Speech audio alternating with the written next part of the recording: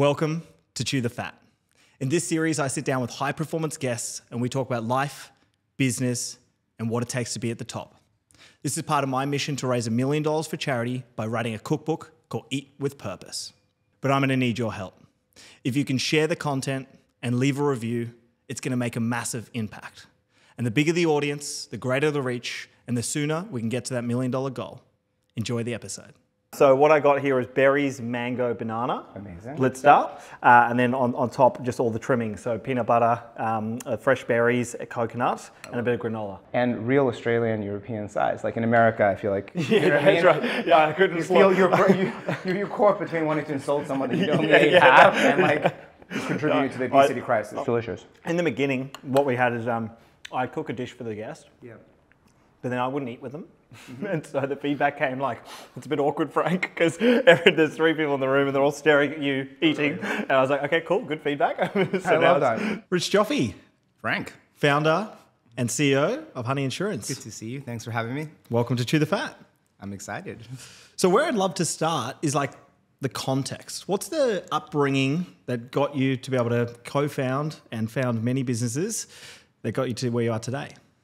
Well, I think like anything, it's a stew, right? I don't think there's usually a single bullet. There's probably a few things that are similar between people, but certainly for me, immigrant, so kind of grew up with a very entrepreneurial mom and dad. Like my mom was selling Trivial Pursuit tapes, Toys R Us with me, in the back of the car when we were 8 or 10 years old, and my dad started his own companies as well. My grandfather too. So I think there's no question that part of, I think, entrepreneurship, if you are fortunate enough to be in that sort of environment, is it can catch into your blood, I think, and really spark something. If you don't have it, it's not your thing, then I think it doesn't matter. But if it is your thing, then I think you can gravitate to it. No different than maybe being a doctor or something like that. And so I was very fortunate to come from that sort of environment. And then I went through business school and was always starting things throughout high school and university. I think I started 3 or 4 companies. I think I was the first business school student to be formally reprimanded twice by the dean for starting businesses that edged on what was appropriate. And then I got to work in corporate, right? I did a couple of years as an investment banker and did some time, quite literally, at a consulting company. And I think you really have to figure out what you don't want as much as what you do want, right? I think it's a misnomer. Very few people are 5, 6, 7 years old and go, I want to be an actuary. Like I think that's, I think that's very unlikely, right? And so I think you kind of stumble through life, and the more experiences you have, I think, and the more chaos you allow to be around you, the more likely you are to kind of get lucky, right? With who you find as a life partner, with friends, with finding a line of work that gives you purpose, right? But I think you just need a lot of data points and a lot of chaos around you. And if you choose not to take those risks by having lots of conversations and trying lots of things early in your life, then I think you just massively constrain the probability of finding the happiest point you could be at, right? And then the same thing I think goes for your work. And so for me, I did a lot of things I just hated, right? I had summer internships. I hated every one of them. Banks, biotech companies. And then eventually I came to the conclusion that even if it meant I never made it and I kind of had to work twice the hours, I would just rather do something that sat properly with my soul every day. And so I think you have to kind of come to that conclusion, especially I think as an entrepreneur, where it's not an easy sport, as you know, and the probability is you don't make it. And so you really do have to love the grind, and you have to love learning, and you have to be up for that, because if you want a job, this is not the right thing for you, right? There's easier ways probably to make money, Yeah. And what is the definition for make it for you? I heard you say that twice. Made it. Well, I think for me it's getting out of bed most days, feeling a sense of purpose that I'm doing something that's tapping into a couple of skills that I have that are special, right? And that feeling of flow, right? Anyone I think who's been an athlete, or anyone who's studied hard for exams, or it doesn't really matter, right? There's that feeling of flow where you forget time and you're just completely in the moment, and you feel as though you're doing what you're really good at and you love. Those things come together, right? And I think for me, purpose is that. I think there's 8 billion people in the world, and so you can invent a new cell phone, but at the end of the day, we're not really going to change the world, right? And so as much as I think that that's very much become like a social expectation that you say things like that in the entrepreneurial circles, the reality is we live in an island far away, that represents whatever it does, sub 1% of the planet. And, you need to do good, and you need to work with great people, and you need to ideally spend your limited time on this planet doing something you care about.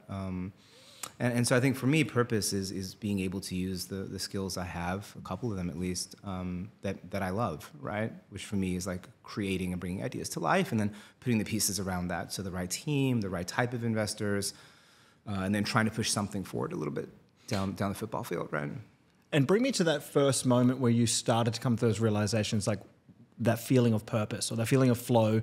Was it prior to you starting your first business? Like when did you start getting that sense?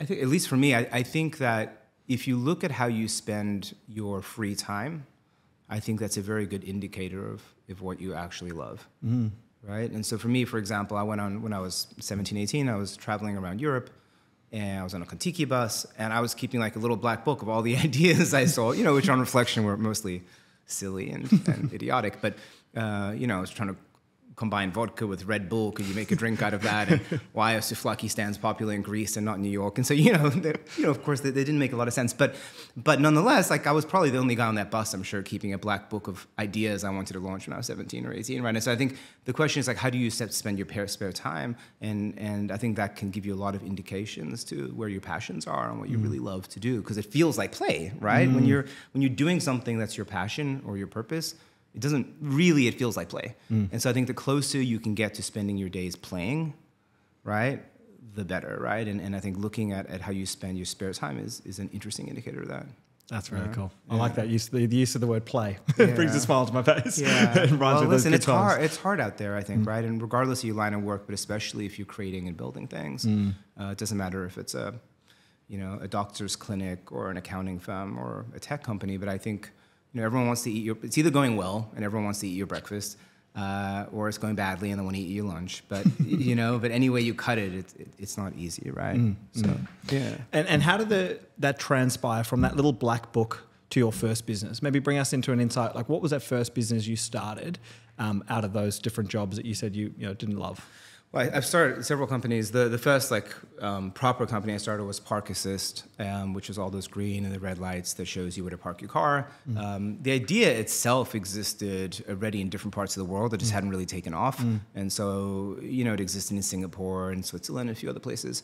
And the idea was really just to import that into Australia, sell it to Westfield, sell the company in 2 years, be a gazillionaire and get on with it. So I think, I had some very fanciful ideas when I was 24 or 25. And it didn't take very long to realize that it was going to become a very commoditized industry. And so my idea was to try and put cameras into the lights themselves and be able to use that data to create things like find your car and security systems for women at night, and essentially almost create a mobile phone for a building or a parking garage. And so, so that was like a huge step forward in the industry. And then I was actually trudging through a car park one day in England and saw a guy walking around, literally giving tickets to people at Tesco. And I said, "What are you doing?" And he goes, "Well, we don't want people sticking around for 2 or 3 hours and going to work or whatever, so we give them tickets." And so I thought, well, what if we just put a sensor in the ground and you go beep, beep. If someone stays over 2 hours, and the shopping trolley guy could give a ticket instead of this guy, right? And so, I showed up to Tesco pretty much with an empty box, quite literally. And sold them this empty sensor, and then hired the engineer. So I think you really have to live in the problem space, I think is the truth, right? And I think if you're not sure what to build or create, the closer you can get to customers and trying to understand what their top 2 or 3 problems are, the better. And then the next question is someone doing a good job trying to solve this problem already? And if not, why? And, and sometimes you'll go after a problem that's real and there's people that are doing a great job working on it already. And you go, well, that's probably not the best idea to go after. And sometimes you find a great problem set and, the people working on the problem are either weak teams or not well funded, or you just don't think they've got the right go-to-market strategy. And you go, listen, you know what? We can actually solve that problem for this customer better. But I think the closer you're living and breathing customers. When I was on Kontiki, the only thing I had were, souvlaki stands because I was on a bus, right? And so I think that's a very different vantage point to try and figure out what you want to build than, when you're in the field and you're at McKinsey or you've got friends who are starting to work at different places and you can talk about it over beers, right? What do you wish you could solve working in the HR department or in the finance department or in procurement, right? and you start to kick around ideas. Yeah. The part that I really love and my brain can't get off was this idea of going to Costco was it truly like a non-working empty box that like had the dream of what that idea was? I should probably be legally careful with what I tell you, but I essentially said, listen, this is the answer. It's going to work in 6 months. 6 months seems to always be the perfect amount of time where it's close enough that people want to do business with you, but not far enough away that you can't make some engineers with anxiety to produce it, an MVP. I think 12 months is just too far, and 18 months is fanciful. So it's like, look, in 6 months we can have this in the ground, and then 6 months becomes 9 to 12, and then it's kind of good enough, but you got to work on it, right? And so I think that's the best way, I think, to create companies, right? You co-found it with customers, you work on the problem together, pricing, go-to-market, all of that good stuff, right? And then you know that you're not guessing. I think creating new products, new ideas is somewhat like getting married in a sense, where you shouldn't be surprised that your wife says yes or no, right? At the end of that process, right? And so if you go through the process with the customer who works at Intel or Coca-Cola or, right, whatever it is, then you've worked with them on it. They go, yep, we need a new burger flipping device, right, at McDonald's, and right now it costs 10 grand, and if you can build it for 5 and you can sell it for this, and so you work through it with them. So you get to the final answer, and there's no surprises. Like the customer looks at you, you look at them, and you go, yes, we can do what you said for half the cost of You've gotten buying twice along as good. the process. Yeah, and you've engineered it for success, or it's died along the way, right? But there's no surprise. I think 99% of people kind of build products, throw it out there, and hope that someone buys it, right? And then everyone smiles at you because they want to be nice and doesn't cut a check, right? And I think that's the experience of most people building anything from apps to hardware. And I think if you're very disciplined about doing it with your customers, and you're just naked with them, right? You're like, listen, the only thing I got is like my life, right? And so please, all I'm asking you is to make sure I don't waste it.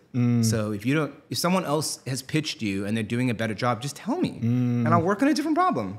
It's cool, but don't tell me it's a great idea and that you'd spend 10 grand buying it per year, and then I show up and it's 8 grand and you don't want to buy it. Like, tell me exactly what you want and why. Put a deposit down. I'll give you 50% discount for the first year, but build it with me, and I'll discount it for you, giving me that feedback loop, right? I love that. That's really, really good feedback around the concept of an MVP, because I do see I mentor a number of different early stage as well as scale ups, and I think one of the challenges is not getting close enough to your customer, not truly knowing the problem you're solving, but then spending way too long on that MVP where you're trying to create perfection. Some as long as 3+ years. I think that's really, really interesting, and good for people to be able to hear that. Good for people to hear that you take that gamble, because ultimately you have the conversation. If they said no, well, great. At least you can go and waste all your time building the perfect sensor. I think one of the saddest things is great entrepreneurs working on the wrong problem, and you see that a lot. You see that a lot where you see someone who really, if they were given the right problem space or the right type of business for their skill set. Right? There's founders of all different, every founder will spike in a different area, right? Some are sales, some are marketing, some are fundraising and finance, some are engineering, whatever that is. And you just have to be clear about where you spike. It could be team building, right? But where are you exceptional? Where if you were on one side of a wall and anyone in the country could be on the other side of the wall, you'd say, I could take that guy on, right? Or girl, right? And where do you feel comfortable that you're playing in your, in your strong suit? And I think if you're clear about that, then you can build companies that fit around that very clearly. But I think the saddest thing is when people are working on companies that either don't align with their strong skill set, they're working on highly technical problems, so they're actually a salesperson or a marketing person, or where you're working on a problem space that's good enough that no one kills it, right? You can't really get great investors, and the customers won't back it, but you can kind of scrap together some wealthy people to keep you alive. And then next thing you know, you're 5 years into this thing, refusing to let it die because just no one's had an honest conversation with you. And I think that's super sad, I think. Less for the money, I just think more of those people could have actually built something that mattered, and they could have had a better life. And so I think there is a responsibility. Ultimately, it's on the entrepreneur to ask the hard questions and not try and hear what they want to hear, but actually understand that winning is figuring out the truth, right? Winning isn't here and making someone tell you what you want to hear. right? And if you walk into every conversation saying, what I want you to tell me is that you would pay $200,000 for this every single year and that you love everything I built. And that's kind of the rinse and repeat cycle, I think, that a lot of founders play in their brains when they go meet with customers, right? Investors. And what you really want to be walking in the room saying is okay, tell me exactly what I could strip away and you still pay the same price. Tell me who else is working on this that you think is really strong. Have you seen anything else outside of this country that's really good that we can mimic? Like, these are the right, and ultimately you want to just figure out the truth, right? If the truth is that problem is only worth $100,000 a year for my company, well then it doesn't help you if the apple pie costs $200,000 to make it. It's just not, the math doesn't work, and the sooner you get there, the better, right? And I think, so the onus ultimately lies on entrepreneurs to try and figure out what the truth is as opposed to feel good that they're hearing what they want to hear, changing their mindset. And of course there's a splash of, to the extent that, customers are more honest or investors are more honest, but I think it's hard to change that psychosis because people don't want to hurt other people's feelings. And so, people are always going to err on the side of telling you what you want, even in your personal life, right? How many people are going to tell you your partner's not a nice person, right? Or this friend is toxic and not healthy to hang out with, or whatever it is, you shouldn't hang out with your brother. No one's going to tell you something that's yucky, right? And so I think it's a false construct to hope that people will be that honest with you. There's two things I want to add to that. Number one, I think you're spot on, and it's also around asking the right people. So you might have those hard-hitting questions, but if you're asking the wrong people, those people in your life, whether it be probably less so customers, but more friends and family who don't want to let you down. Yeah. So it's like asking the opinions from the wrong people. Yeah. And then the second one would be for anybody who's listening who's like, okay, how do I ask that hard question and actually get the feedback that I need? One way I find is really good is if you ask someone, hey, is there anything I could do differently? They almost feel bad. Oh, no, you're all good. Then the difference between, hey, if there's one thing I could do differently, what would it be? And that just the slight change in the question, where it's like, okay, I now need to give a response. It's not a binary yes or no. Yeah. Less jarring. Yeah, and you frame it in that way, which is like kind of really trying to pull out the feedback, it can make a big impact. Totally agree with you. So share with me, what were the learnings from that first business? Like, what are the time span look like? What do the end completion look like? So I think, you had I think it sounds like a slightly shorter journey than me the first time around, but, I think all companies take certainly 3 to 5 years to get into a space where I call it the one phone call problem, where there's not a single phone call that could come that would kill you, right? Co-founder quitting, 3 engineers walking out the door, the key customer firing you. It kind of takes 3 to 5 years to get out of that space where you're like, I'm safe. Like, we have enough runway. We've earned the trust of investors enough. They'll back us. The team's solid enough. There's kind of someone behind a couple of key players. Like, it takes 3 to 5 years. So, and then it takes at least 3 to 5 years to scale. So, most companies are 6 to 10 years, certainly in the enterprise world. And I think you can get lucky on consumer sometimes and just hit it out the park. But there are exceptions. And I think the reality is you're in for 6 to 10 years. And so the first one took, I think it was 9 years to sell. 10 on my side. So. Yeah. Okay. Well, there you go. And the second one was closer to 6. And Honey, I'm really nearly 5 years into it. 4 years in already, right? And now it's just scaling. Amazing. So again, I think they're all kind of 8 to 10. So the first one, what did I learn? I think I learned a lot about alignment. I assume naively, I think that everyone wants the same things, but everyone wants to build a huge company and have a big impact and is customer obsessed, and that's not true. And right? So this is a co-founder alignment, or just in many different in general. I had a co-founder and I had a bunch of investors, and I think everyone had very different. Sure. Putting aside talents and all that, I think that people had very different expectations of what they wanted. Yes. Right. So there's some people who wanted to no matter what, get to first base, never lose face, never hurt your reputation, and make a couple $1 million. Yeah. And then there were other investors who were happy to hold for 10 years, to make 10x. And then for me, it was about building something huge and changing an industry and the customer experience. And so there just simply wasn't alignment. And then it creates this huge siloed effect where you hire types of people that gravitate to the way you naturally think. Yep. And there's a wonderful book called Founders Dilemmas, which I don't know if you've read it, but it's great. It's a great read for anyone starting out. But I think, it's okay whichever way you want to go, right? You can say, I want to have a small private company and retain control, or you can go and say, I want to make as much money and impact as possible. But I'm going to realize that I may or may not be in control of the whole business and every decision very early, right? And as long as you're consistent with your decisions, either way, you're fine, right? Where you get a lot of bad outcomes is where you don't recognize what you actually want, or you put people together naively that want different things, and then you just get paralysis where you're unable to make decisions, right? And so I think I learned a huge amount about the importance of alignment, and so I've taken that to Honey. So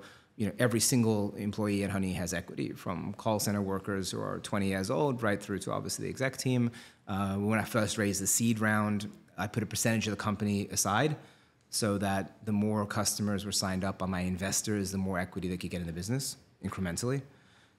We almost only took money from customers in all three of my companies, but I've changed how I think about that as well. And so I think alignment is critical, and so I think an enormous amount about that. Like, how do we grow the pie by adding people that can really add value, as opposed to trying to figure out how to optimize, the cap table or something like that, right? And the objective is to get to $1 billion business. That's really hard. And whether you end up owning 10, 12, 15, 20% at the end is actually far less of an issue. Like, it's easy to look back in time when you do that. Yeah. You're like, well, if I tweak that, what you should be more concerned about is that virtually no one gets there. Yeah. and so anything you can do, I think, to align interests and make things our problem and our success around the table, the better, right? And so alignment was like a huge thing that came out of that. And then I think also being very, very clear about the value prop that you're solving. I think that it's easy to sometimes put three, average ideas or features together and think you have like a killer product. Yeah. Right? And you really have like 3 features that are 5 to 7 out of 10. And you're like, hey, isn't this amazing? It's like, well, what you really need is a 10 out of 10 value prop, a singular thing that matters. Right? Like, what is the one thing you're going to be famous for? Right? Are you going to be the cheapest? That's fine. Right? Are you going to be just the best service? Right? Or is it going to be the best product? But, I think when you start to try and put 3 or 4 weaker value props together, or you're not clear about how you're trying to win, I think that's very dangerous. And it's okay, for 80% of the market or customers not to like you, to be like, that's ridiculous. That's fine. If the other 20% think what you're doing is amazing, then you're probably on the right track. But I think you have to be very disciplined about making sure you're not putting weak value propositions and features together, thinking you have a 10 out of 10 product, because it's not additive. Right. And how did that transpire? So was there a lot of competitive pressure in that first business that you didn't have that the correct value proposition? What did that look like from the moment we created some idea was these cameras, right, and it could detect license plates, and so we launched the first Find Your Car system, which I think today is probably still maybe the only Find Your Car system in the world. And the truth is, it wasn't that valuable. What do I mean by that? As a consumer, well, there's no question I periodically lose my car and it's painful. Guilty. Would I pay $20 or $30 for a service? And the answer is no, I wouldn't, right? And then would the shopping center or the casino or the airport pay for that? Not really. It doesn't really hurt. Like, you have to come to the airport. You're going to come to the casino anyway. So no one's like not coming because they periodically lose their car. So then the question is, well, who's going to pay for this thing? So it's very easy to kind of drink the Kool-Aid and say, well, this is a real problem. Of course it needs to exist in the world, and I'm going to peddle this. And then you're sitting there 2 or 3 years later going like, why is nobody paying $300,000-$400,000 per year for the service? And the answer is, well, who's paying for this? Right? If a customer's not going to pay $20. And if they did, you still need 25,000 people to lose their cars and pay $20 a year to pay for that service. Okay, so that's not going to happen. And then the asset, the guy who owns the property, they're not going to make more than $500,000 in margin. And so I think, if you start with a blank sheet of paper and say, okay, well, what's the value prop? What are we building here? What's the value? And then how much is that actually worth, either in terms of additional value I'm creating or cost savings? But if I'd started off by being very disciplined, then that would have made a lot of sense. Right? Instead, I kind of drank the Kool-Aid, and because I thought it was a great idea, even though I hadn't really identified propensity to pay. And I thought, well, you know what? If you add Find Your Car with security, you can charge more for certain spaces in the car park, isn't that 10 out of 10? And the answer was not really, because I'm not buying all 3. Yeah. And none of them are particularly appealing for me. Yes. Right? And the consequence was, I don't remember exactly, but maybe out of 30 million revenue, at the end, maybe $1 million came from all of these annuity streams and all the R&D. It didn't kill the company, but certainly I think about the amount of energy and thought and thinking that went into that, right? Years of selling it around the world, right? For nothing. So I think you just have to be very clear about what are you trying to be famous for? Yeah. What is the most painful point for a customer you're trying to solve, and then really hammer that instead of going after multiple value props or hoping that weaker value props together make up for that. It's a really good takeaway, and it's something that's quite interesting as I hear you talk about it. It's because there is a clear problem. It's very obvious there's a problem, but the who's going to pay for it is such a good question. And I think it's a trap that a lot of businesses can face in that space. And it's a really very good point to talk about, like, well, it has to be compelling enough for one of those, audience types to be able to pull out the check. Yeah. And sometimes there are problems like that where you're not going to get on either side, and maybe that's not the problem to solve, or else be thought in a different way. Yeah. So then take me to the next business. So the second one I started was called Stella. Yep. And the problem that I identified there, I had a good friend of mine who ran a large recruiting agency. That's actually really interesting. Do you know what else is interesting?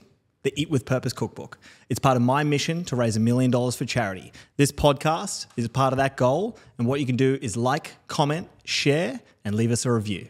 Let's get back to the guest. So I started spending time in a lot of different industries, trying to figure out the problem I wanted to go after next. And recruitment was one of those spaces. And in all 4 cases I looked into different industries, I had a friend who ran a business there. And so I spent a few days in their business saying, hey, what are the biggest problems you wish you could solve? Who's working on that? What's the propensity to pay? Nice.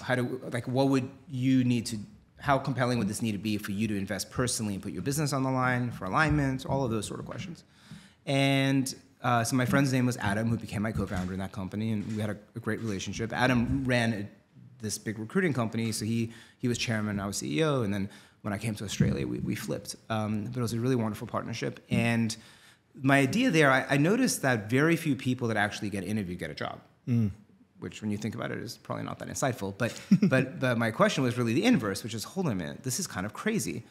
That same human being goes to 50 companies and interviews, and 50 humans look at that resume and decide if you get an interview. And then 10 to 20 humans are now interviewing that same human across those 10 companies. And then you go on down the food chain, right? And you get to the pointy end of that, and maybe at 9 of those companies, you didn't even get an offer. And yet all of that data is totally repetitive and no one's using it. It's crazy. And so I said to Adam, what if we connected all the recruiting departments across big companies and put a rerouting service in place? So every single time you interviewed a company, eBay, Coca-Cola, whatever it is, if you didn't get the job, you would automatically be shown a list of companies where you could be shortlisted and immediately be shortlisted to interview. So it's tit for tat. It's better for the customer, the person trying to find a job, because you're actually getting rewarded for the effort you already put into at a top company. That's interesting. And the other companies, would be breaking their pelvic bone trying to figure out how they get access to that. And Adam said, "Listen, that's ludicrous, right?" And I said, "Well, there's nothing that's ludicrous. The question is what would need to exist in order for you to believe that, right?" And he said, "Well, I mean, if you gave me access to Goldman Sachs, Google, eBay." You know what I mean? All these top companies will go, sure, of course I'd be in, but no one's going to do that. And so, he had access. He served all these major companies. And so we walked into the head of recruitment globally for Goldman Sachs. And I said, are you intimidated by hiring candidates against your competitors? He goes, no, we're the top brand out there. No one can intimidate us. I said, okay, so if you could see all the engineers, everyone you could see, for example, at eBay, but you had to share your candidates, would you do that? He goes, yeah, I'm not afraid of eBay hiring my analysts. And eBay said, well, I'm not employed. While they're still employed? No, during the interview process. Okay, cool. Yeah, got ya. And then eBay said, well, yeah, I'm not intimidated by Goldman Sachs hiring my engineers, right? And so it turns out different companies spike in different areas. And so we built the first talent network where we put together about 150 companies, from Pfizer and Merck to Chubb to you name it. And we essentially found a technical way to reroute candidates and have them opt in with their data and share. And then we put kind of an AI system in the middle before it was called AI and sexy. It was just called data science and machine learning. But we had a wonderfully gifted team of people in the middle. And so that was the plan. And Seek invested, so it was along with a whole bunch of different recruiting companies and heads of HR. So all the money, again, came from people that were in the industry who could seed it with knowledge and data. And that company, it turns out, it didn't really work in the knowledge worker space.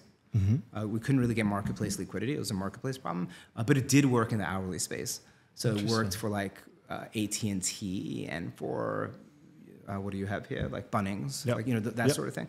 And so it's a good example of how you always have to be like loosely held in your convictions, right? Yep. You can say, listen, this makes sense. It does not make sense that 99% of people who get interviews don't get a job and no one looks at that data again. We can start with that. Okay, that is a problem statement that everyone can understand, and that's a wasted asset worth billions of dollars. The question though is, what do you do about that? And what's your propensity to pay, and how do you take it to market? And it really didn't work in the knowledge worker space for several reasons. You know, people that are knowledge workers tend to think they know what they deserve more than they do, right? So 1 in 3 people, for example, don't want the job they have and think they're entitled to something so far outside of their realm that they'll actually never be satisfied. They'll be almost somewhere up to destructive in their jobs. Okay? That's 1 in 3 people. Wow. Right? And so there's so you'll see people applying to be the CEO of a hospital that are currently a second-year nurse, right? You'll see, and you just go like, I'm never going to be able to help you bridge that. Like your sense of entitlement is so divergent from your skill set, you just don't want to listen. Yeah. And so, you know, what's interesting when you look at that data is that knowledge workers, many of them will not, only 8% will move cities. You know, a third of people don't actually want to know the truth about what the next job is they should get. You kind of go down the rabbit hole and it's hard. The knowledge worker space, the overlap's 1 in 4. So if you apply to Australia Post, 1 in 4 chance that you could work at Mitra.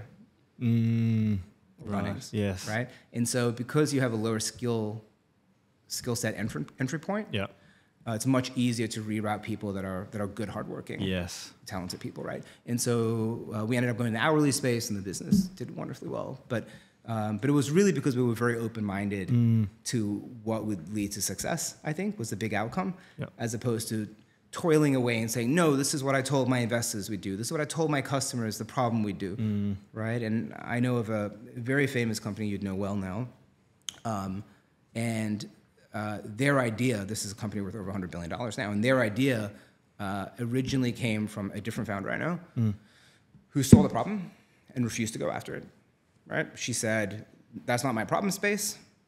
My problem space is in the repairs and kind of like she runs a company kind of like a High Pages in the US, and said, no, that's not my problem space, right? And these other guys were struggling, these 2 people. And she said, but I see this spiking in my customer base, and today that's a company literally worth over $100 billion, right? Wow. And, you know, and so the moral of the story, though, I think, is that you should never be so fixated on how you solve a problem or what the best problem is to go after, that you end up accelerating or living in a 5 out of 10 space when you could be in a 10 out of 10, just to make the point. It's a very dangerous thing to do. And so you have to, on the one hand, hold in your mind the idea that we have a plan, we've made commitments, we're going to try to solve the problem. But sometimes there's no goal at the end of the rainbow. And you shouldn't waste 3 or 4 years of your life and shareholders, equity on that. And you should go after something else that matters more, right? Yeah. Well, how quick was that pivot for you guys? Like, how much data did you need to ingest in order to make that decision? Listen, we spent a solid 3 years to sign up 150 enterprise customers and build the integrations. Wow. We had the head of contextual analytics from the Pentagon, the first head of AI from Jet Propulsion Labs at NASA. I was cleanly bottom quartile in that company. Like, it was an incredibly gifted team. Wow. You know, and then you get to the end of 3 years and you just desperately want to believe that you're not wrong, right? Because you're like, this is such a good idea. And I'm sure we're solving it right. And look at who's around the table. How can we be wrong? You're doing $1 million in run rate revenue. And the customers aren't going to stick around forever. And at that point, you kind of look at the math. It's hard because you don't know at what scale the marketplace might work. You know, you can do all the fancy modeling you want, but it's really impossible to know. But our view was that we would need to be at not LinkedIn size, but you would need significant size, 2,000, 3,000, 4,000 companies on the network in order to have overlap where something like this would start to work. And it cost us 3 years and let's say 12 to 15 million US in capital, let's say, to get to that point. But we had 150. And so then the question is, okay, well, with that amount of, do you have enough conviction, and do investors have enough conviction that you could raise 100 million and spend the next 6 to 7 years to get the scale to see if you are right? And the answer was no. Right? Certainly I couldn't. And so then we broadened the scope and we said, okay, let's take a look at what are the assets we can pivot around. We've got distribution lined up. We have 150 partners. Well, 15, 20% of those have hourly workforces. We can play there. We took a long, heavy look globally and said, who's winning and why? And most of them were in the hourly space at the time, certainly not the knowledge worker space for a bunch of reasons, a lot of volume. And then we started getting more intimate with the customers. I sat down with Home Depot and UPS and these sort of customers. UPS, I'll give you an example. UPS, I said to UPS, show me your P&L, I said, and just help me understand what is most frustrating to you, right? Yeah.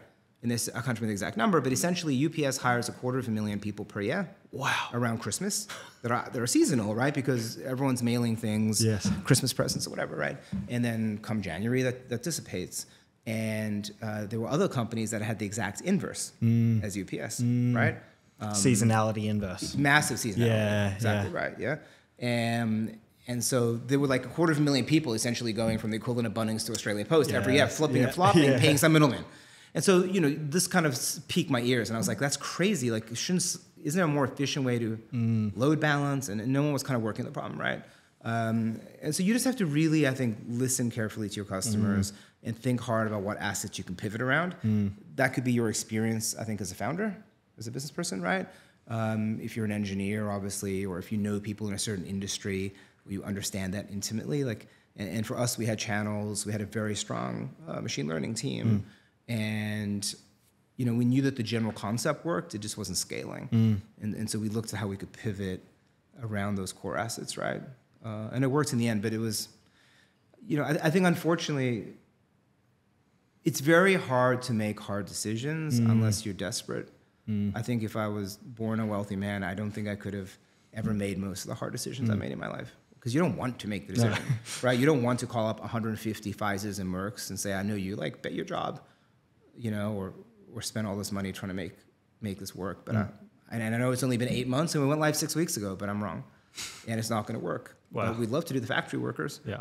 Right? And so unless you have a gun to your head, where you've got 8, 10, 12 months of cash left, and really no downside protection, right? It's like you're going to go home and live with your parents kind of thing, and you're 30. Like, unless you're under that astronomical level of pressure, I think it's hard. I think you end up keeping people too long. You end up staying in business models too long. Like, no one wants to make hard decisions like that. And so I think it is, unfortunately, the downside on the other side has to be so severe that it's the less of two evils. Yeah, it's like almost no choice then. Right, and so we pivoted, reasonably. It took 3 years. Yeah.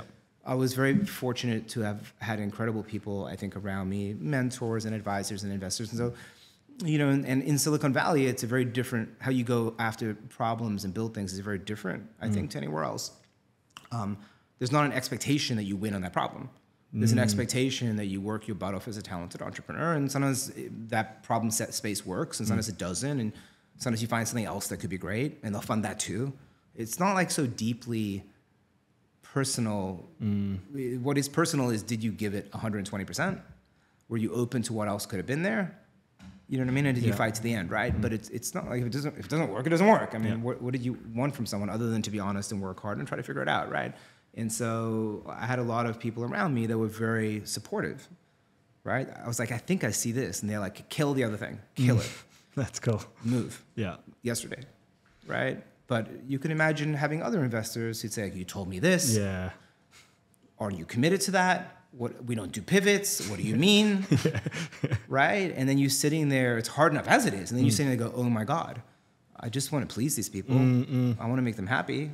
I don't know what I'm doing. Like, none of us know what we're doing really. I'm making this up as I go. But at least I'll make them happy. Yeah. And so I think you need to make sure you surround yourself with the smartest people you can that understand what you're building. Yeah. Right? If all your investors made their money in mining, then it's not that they're not brilliant. It's that that's their skill set. And they're probably not going to necessarily give you the best advice on how to compress $1 billion business from taking 100 years to build into 5. Like, that's a very different problem. And it's quite violent, it turns out.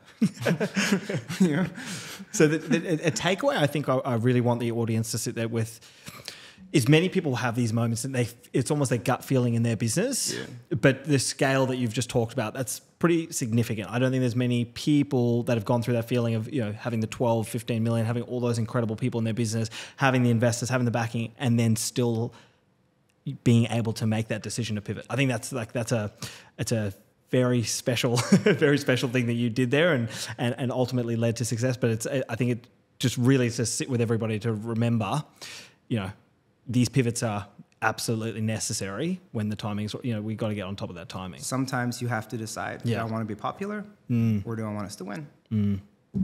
And did it win? Was it? Yeah, it did. It did in the end.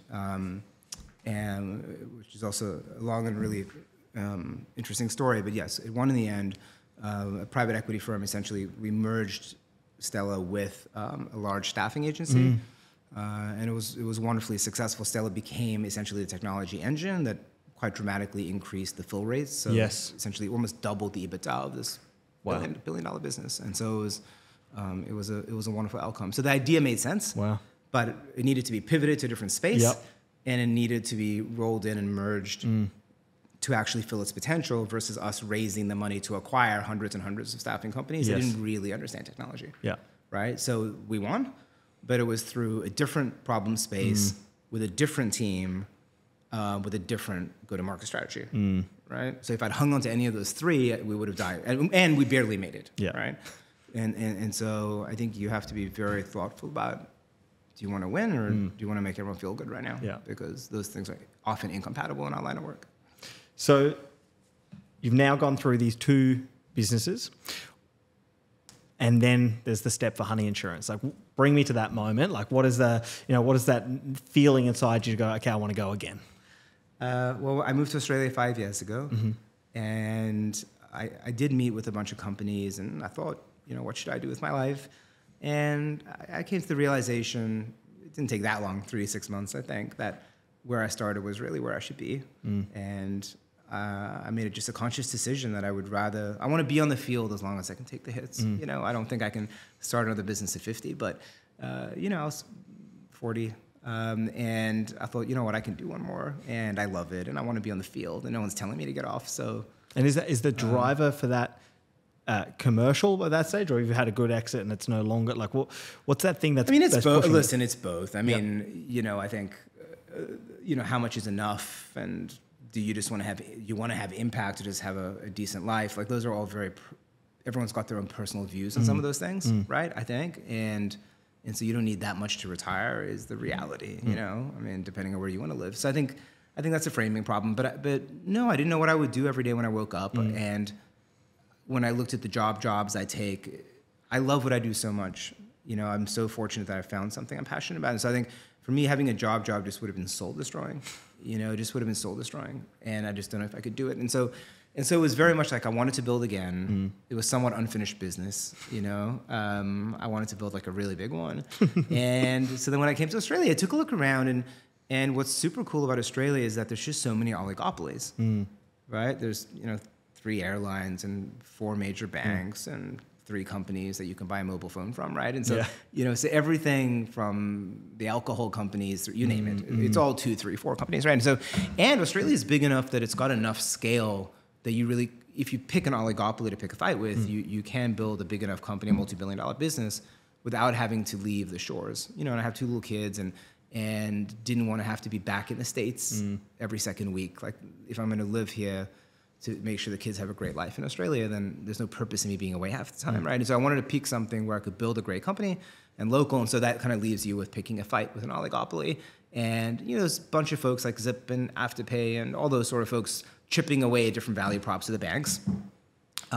Real estate, because so many people made money in real estate and mining, there's just a lot of money and smart people working on problems around real estate, I think, and mining. So I wasn't going to really add much value there. And then if you look at nichier things, you'd be back on a plane, like defense industry, and then healthcare had a lot of issues. Healthcare I'm passionate about, but, you can be right in healthcare, and the regulatory bodies say no, and you lose, right? And so I didn't want to spend 5 years of my life toiling away, actually to be right, only to be told that I'm going to lose for reasons outside of my control, right? And so healthcare was kind of out for me. And insurance was fascinating because you had 4 or 5 companies controlling 85% of home insurance. People are obsessed with the houses in Australia. Nobody loves their insurance company, I don't think. No one was jumping up and down, going like, I love my insurance company. And so clearly this is a massive space. Everyone understands it. It's mandatory to buy this thing. Like, you cannot get a home loan without it. Home insurance, right? So you have to buy. So it's ubiquitous. And it's like a top 10 thing most people spend money on. Like $2,000 is the average price. So it's like a real line item. You have to buy it. 5 folks are controlling 85% of this $14, $15 billion industry. and no one's happy. Okay, well, that smells like an opportunity to me, right? So then the question is, well, what do you do about that? And what do you want to be famous for? Do you want to be cheapest? Do you want to have the best product that's expensive? Or do you want to win on service, right? And so obviously you have to do a bit of all three, but the thing for us that we cared most about, I think, was really like wowing the customer, right? Like, yes, we want to make sure you have better coverage and make it super simple. And yes, our price should be competitive. But, you know, I wasn't a big believer that we could just be the lowest price every time. And I actually didn't believe that that was necessarily the most important thing for customers. When I saw a lot of the data, I think what customers wanted was to actually know that you added some value. Because you sign up for home insurance and you never hear from them again, ever. And it's just the price goes up, right? And so how do you actually add value for the money I'm giving you to reduce the risk of something bad happening? I don't want to hit the claim button. Yeah. That's really what customers want, right? It's like, I don't want my house to get flooded. That's the bogey. Yeah. So do stuff for me that actually reduces that risk, and I'll be with you for life. And by the way, please simplify everything as well, because when I have a claim, like the average person calls their insurance company 14 times outbound to settle a claim. Average. Any time a claim is settled, yes, about 14 times. Right, it's average in this country. So it's so painful, right? And so I learned a lot in San Francisco around friction. And so I thought, well, listen, if we can massively simplify it so people understand the coverage better, it's 2 or 3 minutes to sign up, not 15.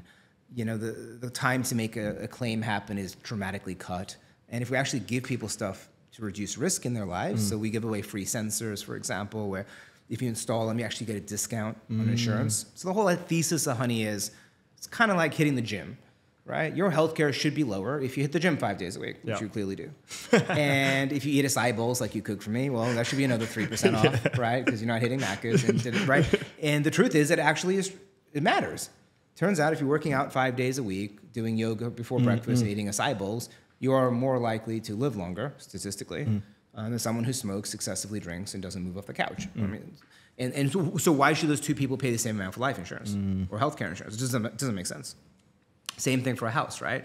So if my house, you know, is new, and I've got smart home sensors that tell me exactly when something bad could happen, and I get an annual check to make sure that my flexi hoses and that my roof is clear with the gutters, like, why would that person not pay a discount for home insurance? I should be happy to discount it as an insurance company. That's a great customer. Yeah. And they're just reducing risk in their lives. So let's make it easier for people to be safe. And so that was kind of the thesis. And then, you know, I did a lot of the stuff I just described to you, right? So I got customers to invest and partners. I looked around the world to find best practices. What can you know, borrow, steal, and copy, right? And then add a little bit more. You know, the hardest part is really getting to first base. Yeah. How do you get that initial group of great people together to quit their jobs for half their salary, right? How do you get the first customer to lean in and help you co-create? How do you raise the first, you know, we did a seed of about 15 million, but how do you raise that initially, right? And that's the hard part. Once you have the team, you're in market, the economics are good at scaling, yeah, of course it's hard to scale a company, but you know, it's not that complicated intellectually, right? Like if you can hire 20 people, you can hire 80 people. you know what I mean? Like if you can hire 6 engineers, you can hire 16. It's not. Of course, there are things that come with scale, and it's its own skill set. But the magic and the risk and the challenge, the magic happens in the first 2 years, right? Where you're setting the pricing and the model and what makes you different, and what is the likelihood of, are you going to carve out 1% or 10 or 50% of the market based on that value prop? And so that's all happening in the first 2 years, and then you're just accelerating into that ultimate destiny, right? And so that was kind of the journey that I went on, and I've been very fortunate this time around. I would say, you know, Australia, we discussed this very briefly, but Australia definitely has, there are some things that are much easier here and there are some things much harder, but there's no question at some point you hit scale limitations, right? Like it would be hard for Honey just to do home insurance in Australia only for 30 years. Like at some point you have to start saying, and we're nowhere close to that, but at some point you go, okay, we're hitting scale limitations, and are we happy with 10% market share? Yeah, and maybe that's just a great profitable business and that's fine. Or do we need to stretch our legs inside the country? Do we need to add a second product? Yeah, how do you think about that for someone who you know might be fortunate enough to be in that position, whether it be, let's say, a smaller services-based business and they're in their kind of logistical area and they're thinking, okay, what do I do? Do I expand or do I add a product? Like, how do you think about that logically? Listen, I've learned the hard way. I think some lessons on that. We greatly underestimate the value of the existing customers we have. I think that most people don't understand, like it is so expensive to acquire new customers and to get a new customer and get them happy and comfortable. So all day long, you should stay in your geography and figure out how to sell more things to your existing customers. It just increases your lifetime value to acquisition cost. It's that simple, right?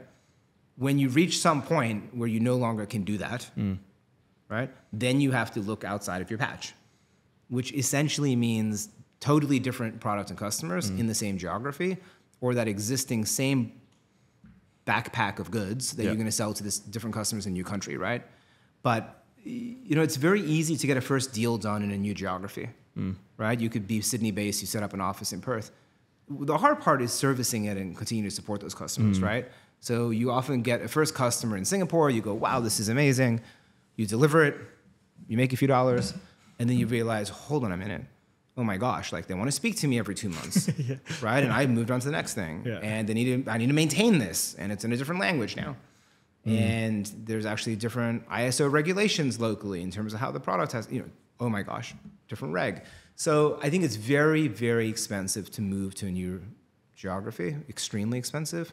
And I think that it's very easy to forget how much we've invested into building great relationships with customers. And whether you own a bakery or a tech company, I just think the more you can figure out what can I sell to that existing customer where it's additive, of course you get a limit to that too at some point. But you're much more likely to sell new breads or do home delivery for cakes to that same customer as a bakery than open up a second location in Perth. Like it is infinitely easier, the first category, and more likely to work. Yeah. Right. So I think a lot about that.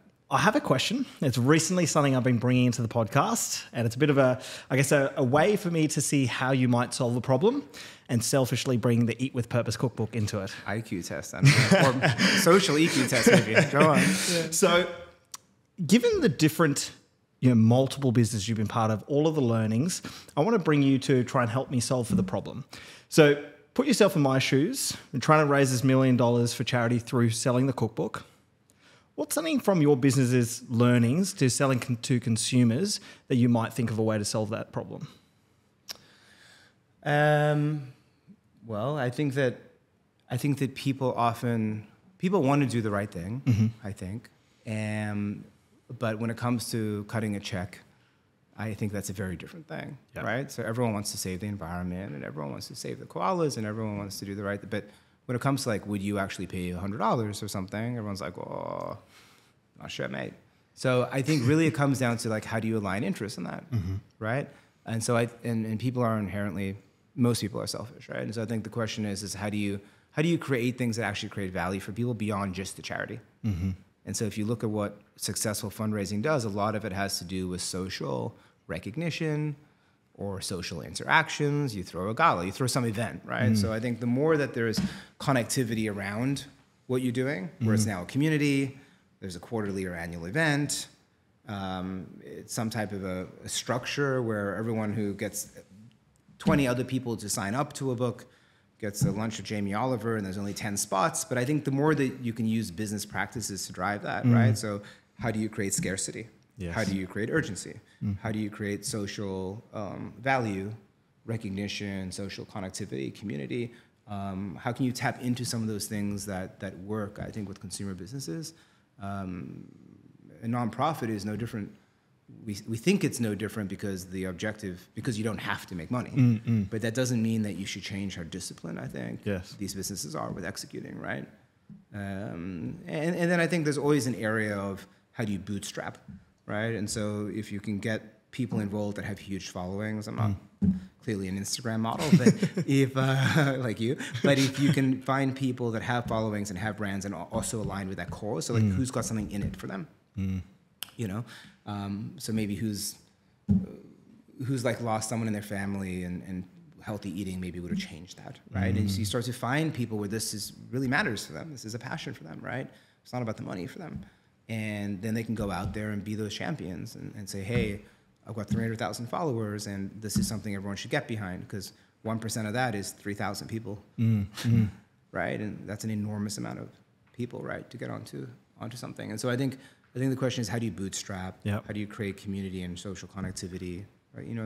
How do you create scarcity and urgency? But I think it's similar buckets to how you would think about any type of consumer business where you had a gun to your head and you had to hit certain numbers. Awesome. Love it. Thank you. Thank you for appealing to my selfish interests. Always. Last question for you. As you reflect on everything you've done to date, and I'm sure what is to come into the future, what are you most proud of so far? I